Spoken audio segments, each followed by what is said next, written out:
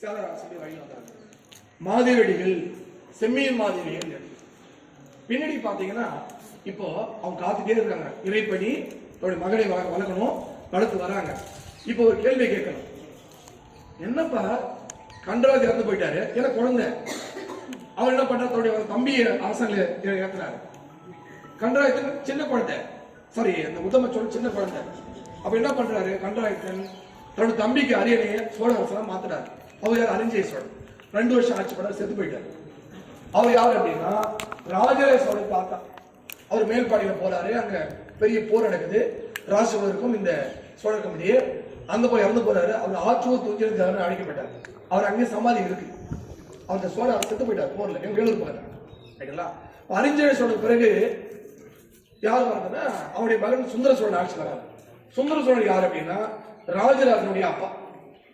இப்ப சுந்தர சோழன் ஆட்சிக்கு வந்த பிறகு தன்னுடைய மகன் ஆதித்த கரிகாலன் மிகப்பெரிய வாழ்க்கையில இல்லை, ஏன்னா அவன் பெரிய மாவீரன். அவன் வந்திருந்தானா அவன் வாரிசு வந்துருக்கும் ஆட்சி, ராஜாக்கு வந்துருக்க முடியாது. அவன் என்ன பண்றான், வீரபாண்டியன், அதாவது பாண்டியன் படையெடுத்து சென்று வீரபாண்டியன் தலையை எடுத்துட்டு வந்தான், உடம்பே தூக்கிட்டு வந்தான். பேரு வீரபாண்டியன் தலை கொண்ட கோப்பரகேசரி பட்டம் கொடுத்தான். நீ கல்வெட்டை பார்க்க போற நாளைக்கு, வீரபாண்டியன் தலை கொண்ட கோப்பரகேசரி. வீரபாண்டியன் தலையை எடுத்துட்டான். எடுத்து நேரம் தலையை தஞ்சை அரண்மனையில ஒரு பெரிய மரத்துல சொருக்கி வச்சிருக்கு என்று விழுப்புரம் மாவட்ட எஸ்ஆர்எம் சீப்பேடு சொல்லு. சிறசில சொருகி வச்சான்.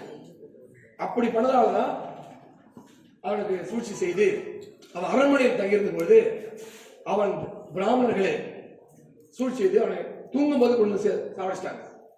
இதை பத்தி காட்டு மன்னார் கோயில், அதாவது கடலூர் மாவட்டத்தில் காட்டு மன்னார் கோயில் உடையார்குடி என்ற அனதீஸ்வரர் கோயில் இருக்கு. அந்த கல்வெட்டு மிக தெளிவா சொல்லுது யாரெல்லாம் கொலை பண்ணாங்க அப்படின்னு பெரிய லிஸ்ட் சொல்லி அவருடைய சொத்துக்களை பறிமுதல் அந்த செய்திகள் வருது. ஒரு செய்தியா சொன்னோம். சரி, அப்புறம் இப்ப ஆதித்த கரிகாலனுக்கும் உத்தம சோழனுக்கும் பங்கு இருக்கா?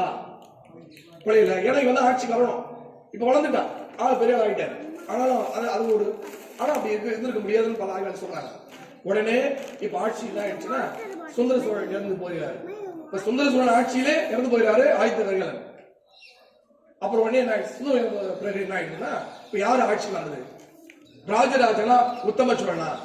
அப்ப ராஜராஜன் என்ன பண்றா, வேண்டாம் தன்னுடைய சிறிய தந்தையே ஆகட்டும் என்று சொன்னாங்க. தன்னுடைய சிறிய தந்தை ஆகட்டும்னு, அவருக்கு பிறகு நான் ஆட்சி சொல்லிக்கிறேன் அப்படின்னு பெருந்தன்மை பாருங்க. ஆட்சி விட்டு கொடுப்பாங்களா? அப்படி வந்தவர் தான் உத்தம சோழன். உத்தம சோழன் ஆட்சி வந்துட்டார். உத்தம சோழன் வந்த பிறகு இந்த அம்மையார் பல திருப்பணிகள் அவங்க பண்றாங்க. அதுல ஒண்ணுதான் இந்த திருக்கோடி காவல். இப்போ மொத்தம் 48 கல்வெட்டுகள் இருக்கு. இதுல பல்லவர் கல்வெட்டும் இருக்குன்னு சொன்னேன், முற்கால பாண்டிய கல்வெட்டும் இருக்கு, முத்தரையுடைய கல்வெட்டும் இருக்கு. அது முக்கியமான செய்தி. இப்போ பல்லவர் பாத்தீங்கன்னா 3ஆம் நெடுந்தொடர் கல்வெட்டு வருது. அந்த பல்லவர் கல்வெட்டுல என்ன முழுமையான சொல்றாங்க அப்படின்னா, சிறுநங்கை ஈஸ்வரம் உடைய மகாதேவர் முதல்ல பண்றாங்க இந்த கல்வெட்டு. சிறுநங்கை ஈஸ்வரனுடைய மகாதேவர்.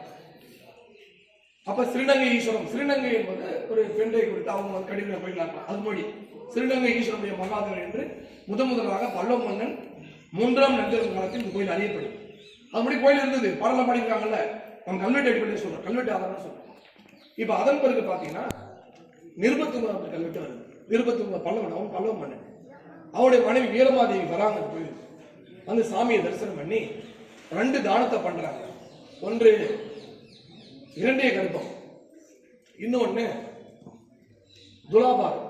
துலாபாரம்னா எடைக்கட பொண்ணு கொடுக்குறது. இரண்டிய கர்ப்பம்ன்றது என்னன்னா தங்கத்தினால ஒரு பசுவை செஞ்சு அல்லது ஒரு பாத்திரத்தை செஞ்சு, பசு செஞ்சாங்கன்னா அது உள்ள இருந்து வெளியே வர மாதிரி இரண்டிய கர்ப்பம். அந்த பசுனுடைய கர்ப்பத்துக்கு வெளியே வர மாதிரி இரண்டிய கர்ப்பம். தங்க பசு இல்லைன்னா பாத்திரத்தை உட்கார வச்சு கொடுக்கணும். அதைதான் அவங்க கொடுத்துருக்காங்க. அப்படியான ஒரு விஷயம் அது. அடுத்தது பாத்தீங்கன்னா இந்த வீரமாதேவியை சொல்லியாச்சு. இந்த வீரமாதேவி தான் திருவதிகளையும் பண்ணியிருக்காங்க இவங்க. அப்ப முதல்ல பெரிய தானம் கொடுத்துருக்காங்க. சரி, அப்புறம் முத்தரையுடைய கல்வெட்டு வருது. இப்ப வீரமாதேவியுடைய இன்னொரு கல்வெட்டு பாத்தீங்கன்னா ஒரு நாளைக்கு ஒரு பொழுதுக்கு 5 குடம் தண்ணீர் வரணும். எங்க இருக்குன்னா காவிரி ஆத்துல இருக்கும். அந்த அளவு என்ன தெரியுமா? 4 மரக்கால் அளவு கொண்ட ஒரு குடத்துல 5 குடம் ஒரு பொழுதுக்கு. அப்ப ஒரு நாளைக்கு 6 பொழுது சொல்றாங்க.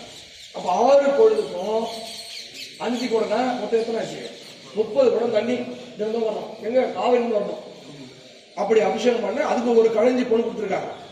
அப்படி செய்திகளும் இல்ல சொல்லியிருக்காங்க. சரி, இப்படியே செய்திகள் சொல்லிட்டே போகலாம். கல்வெட்டுன்னு பாத்தீங்கன்னா முதல் பாத்தீங்கன்னா கல்வெட்டு முன்னாடி சொன்ன கோமாரன் ஜடையம், அது 2ஆம் அரவண பாண்டியன் கல்வெட்டு இருக்கீங்க. 2ஆம் அரவண பாண்டியன், முக்கால பாண்டியன் கல்வெட்டு இருக்கு. அது இல்லாம பல்லவடி கல்வெட்டும் இருக்கு, நந்திய கல்வெட்டும் இருக்கு. அது இல்லாம முத்தரை கல்வெட்டு அவங்க சொல்லியிருக்காங்க, நிருபத்த கல்வெட்டு சொல்லியிருக்காங்க. அங்க எங்க பார்த்த கல்வெட்டு எழுதி வச்சிருக்காங்க, கல்வி பலகரில் இருக்கு. எல்லாம் பாக்குறாங்க. பார்த்த உடனே அவங்க என்ன முடிவு பண்றாங்கன்னா, அவங்க கலை இதுல சொல்றாங்க, அதுல இந்த கோயில் பட்டணமயில் கல்லாலே ஸ்ரீ விமானம் எடுத்து முன்னி வாசகம் கிடந்த, அது வெட்டி முன்னி வாசகம் கிடந்த வெட்டி கிடந்த தனி கல்லால் உபயோகம் இல்லாமல் போனமையில் ஸ்ரீ விமானத்திலே ஏற வெட்டினமையில் தனி கல் உபயோகம் அது தவிர்ந்தது அப்படின்னு கல்வெட்டு வச்சு. இன்னமும் சொல்றீங்க புரியல? புரியுமா? போகாதான் புரியும். என்ன பாக்குறாங்க? பார்த்தோமே எல்லாம் கோயில் வந்து சிலமா இருக்கு, தனி கல்ல கல்வெட்டு அவங்க தானமா இருக்கு. பார்த்தோன்னே கட்டளையை மாத்தணும், மாத்தி இந்த உபயோகம் இல்லாமல் இந்த கல்லாம் நம்ம என்ன பண்ணோம், விமானத்தில் கோயில்ல எவ்வளவு ஏற்றணும்னா அவங்க ஏற்றுறாங்க. அப்ப பதிவு பாருங்க, அந்த காலத்தை பதிவு படிக்காம பாத்தீங்களா, தான் கட்டின கோயில் கட்டிட்டு போயிடுவோம். ஆனாலும் தான் கட்டினாலும் கூட ஏற்கனவே யாரெல்லாம் தானம் கொடுத்துருக்காங்களோ அந்த கல்வெட்டுலாம் எடுத்து அதை ஆவணப்படுத்தி, சும்மா இல்ல அந்த ஆவணப்படுத்தி தனி கதை ஒரு ஆவண காப்பாக வச்சு அந்த கல்வெட்டை பொறிக்க வச்சு உள்ள எல்லாம் தானம் கொடுத்தா எடுத்து போயிடுவாங்க. எல்லாரும் அதை வச்சு பாதுகாப்பு வச்சு அந்த வாசகத்தை இதுல முன்னி வாசகம், முன்னி வாசகம் தனி கல்லாலே உபயோகம் இல்லாமல் போனமையில் ஸ்ரீ விமானத்திலே ஏற வெட்டி இருந்தமையால் தனி கல்ல அது தவிர்ந்தது. அந்த தனிகள் தேவையில்லை. அப்போ இந்த அம்மையார் கோயில் கட்டி தனக்கு முன்னால் இருந்த 27 அரசர்களால் தானம் வழங்கப்பட்ட அந்த தானங்களை அது கட்டிய கோயில்ல வச்சிருக்காங்க. வருது சொசைட்டி தொடங்குது. இது ஒரு பழம் கல்படி. ஒவ்வொரு வார்த்தையும் இது ஒரு பழங்கல்படி. படின்னா நகல். இது ஒரு பழைய கல்படி, பழைய கல்வெட்டுடைய படி என்று எல்லா கல்வெட்டு பாத்தீங்கன்னா 27 கல்வெட்டு வரும் இந்த கோயில். அப்ப நம்மையா செங்கல் கோயிலாக இருந்த இந்த கோயிலை கருங்கல் கோயிலாக மாற்றிருக்க பொழுது தனக்கு முன்னாலே யாரெல்லாம் தானம் கொடுத்தார்களோ அந்த தானத்தை எல்லாம் தாம் கட்டிய கோயில இது ஒரு எல்லாருமே சுசிச்சு எடுத்தோடனே இது ஒரு பழங்கல்படி. ஸ்ரீ கோமார சடையருக்கு ஆண்டு ஆரம்பிக்கும். இது ஒரு பழங்கல்படி. ஸ்ரீ நந்தி போத்தாயருக்கு இது ஒரு பழங்கல்படி. இளங்க முத்தகருக்கு ஆண்டி இப்படிதான் ஆரம்பிக்கும். எல்லாமே பழைய கல்படி அப்படின்னு சொல்றாங்க. அப்ப எல்லா கல்வெட்டையும் பாருங்க, ஆவண முத்திரையை காப்பம் பாருங்க. அது ஒரு அதான் தனக்கு முன்னால் வந்து ஆவண காப்பம். அந்த அம்மையார் தனக்கு முன்னால் யாரும் தானம் கொடுத்தாங்களோ அவங்களுடைய தானத்தை காப்பாற்ற வேண்டும், கல்வெட்டுகளை காப்பாற்ற வேண்டும் என்று அன்னைக்கே அவங்க வந்திருக்கு. அந்த அடிப்படையில் தான் இந்த கல்வெட்டுலாம் பண்ணியிருக்காங்க. சரி, முதல்ல பாத்தீங்கன்னா கோயில் கட்டின பிறகு கல்வெட்டு கோயில பாத்தீங்கன்னா உத்தம சோழன் கட்டுவது. முதல்ல பராந்தகன், பராந்தகன், உத்தம சோழன், ராஜராஜன், ராஜேந்திரன், அதன் பிறகு முதலாம் குலத்திங்கள், அப்புறம் விக்கிரம சோழன், அதன் பிறகு பாத்தீங்கன்னா 3ஆம் குலத்திங்கள், 3ஆம் ராஜராஜன், அப்புறம் காடராயன் மன்னன் கல்வெட்டு கோபுரஞ்சிங்க. கேள்விப்பட்டீங்களா? கேள்விப்பட்டல. சேந்தமங்கலம், விழுப்புரம் மாவட்டத்தில் சேந்தமங்கலத்தை ஆட்சி புரிந்த ஒரு குள்ள அரசர். ஒரு கட்டத்தில் பாத்தீங்கன்னா ஆந்திராவில் வந்து திரிபுரா, ஆந்திரா, அங்கே இருந்து இந்த ஆக்கூர் வரை அவன் ஆட்சி பண்ணியிருக்கான். குள்ள அரசன் ஒரு கட்டத்தில் சோழ அரசனை செயல் வைத்தவன். அவனுடைய கல்வெட்டு இருக்கு.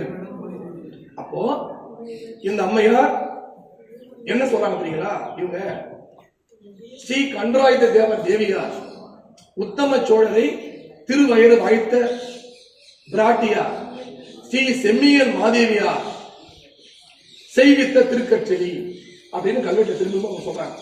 சரிங்களா? நான் யார் தெரியுமா? கண்டராயுத சோழருடைய மனைவி உத்தம சோழர் திருவயிறு வாய்த்த பிராட்டியார். உத்தம சோழர் அவர் அரசர். அப்ப நமக்குலாம் வெறும் வயிறு, வெறுங்கை. அவங்க திருமுகம், திருக்கை, திருவயிறு அரசியல். அப்ப உத்தம சோழரை திருவயிறு வாய்த்த பிராட்டியார் செம்மியன் மாதேவியார் மாதேவடியால் செய்வித்த திருக்கற்றளி. இதான் திருக்கோடிக்கு காவல். இது மட்டும் இல்ல, இந்த திருக்கோடி காவல், கோடியராஜபுரம், ஆடுதுறை, திருவக்கரை, திருமணஞ்சேரி போன்ற பல கோயிலுக்கு 12 கோயில்கள் இருக்காங்க. மொத்தம் 12 கோயில வந்து அவங்க கட்டில மாத்திருக்காங்க. தானம் கொடுத்தது எல்லாமே அவங்களுக்கு கட்டின கோயில். ஏன்னா செம்மியன் மாதேவி கலைப்பணிகள்னு தனி புத்தகம் எழுதிட்டு இருக்காங்க. அந்த அளவில் அந்த கோயிலுக்கு இதுல என்ன நம்ம தெரிஞ்சுக்கணும்.